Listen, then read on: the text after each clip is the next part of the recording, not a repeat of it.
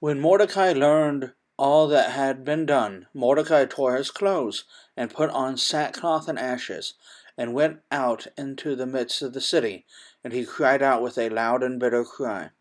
He went up to the entrance of the king's gate, for no one was allowed to enter the king's gate clothed in sackcloth.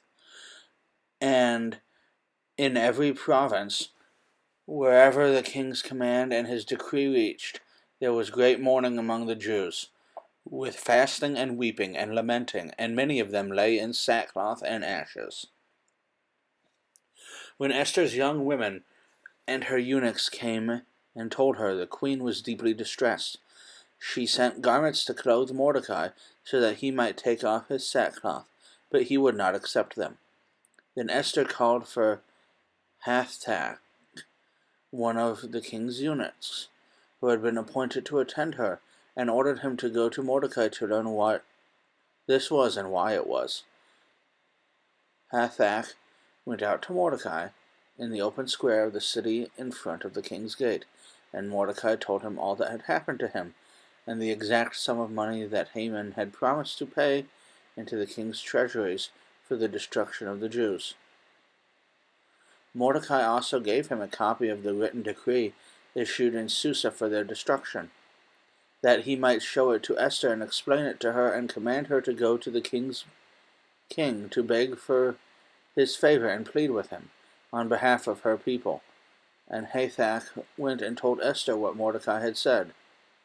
Then Esther spoke to Hathach and commanded him to go to Mordecai and say, all the king's servants and the people of the king's provinces know that if any man or woman goes to the king inside the inner court without being called, there is but one law, to be put to death, except the one to whom the king holds out the golden scepter so that he may live.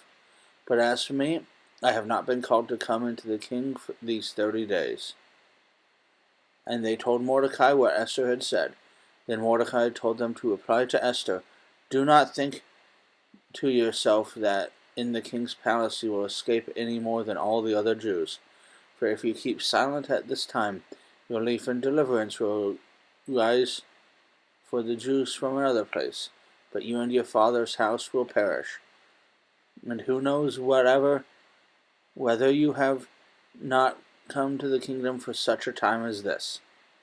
Then Esther told them to reply to Mordecai, go, gather all the Jews to be found in Susa, and hold a fast on my behalf, and do not eat or drink for 3 days, night or day. And I and my young women will also fast as you do. Then I will go to the king, though it is against the law, and if I perish, I perish. Mordecai then went away and did everything as Esther had ordered him.